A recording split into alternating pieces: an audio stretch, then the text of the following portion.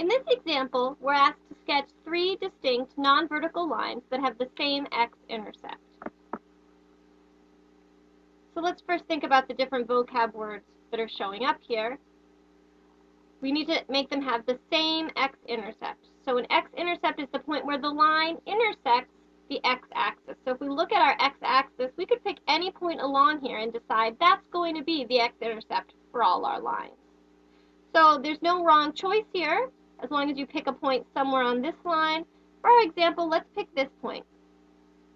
The point x equals 2, or if we were going to write it as an ordered pair, the x-coordinate is 2, the y-coordinate is 0. That will be our x-intercept for all 3 lines we're going to draw.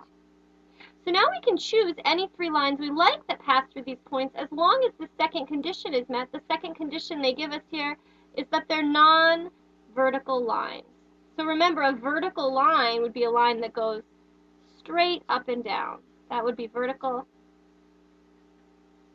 They've told us our line must be non-vertical, which means it can't go straight up and down. So it could come close to going straight up and down, but it shouldn't go exactly straight up and down. So let's get a straight line graphing tool here. And we'll draw first one line. If you're doing this on a piece of paper, you'd want to use a ruler. We can pick any line with our ruler that goes through this point, but doesn't go directly straight up and down. So we could pick one first that's kind of almost flat, something that maybe starts over here, continuing there. Remember, if you're drawing these by hand, you always want to put arrows on the end of your lines, although I think WAMAP won't allow you to. So there would be one non-vertical line that has x-intercept 2, 0. Let's draw a second. Again, we can pick any starting point we like. Let's make this one a little bit steeper, so we'll go from here through that point and upwards there. So there's a second non-vertical line with that same x-intercept, and we need one more non-vertical line with that same x-intercept.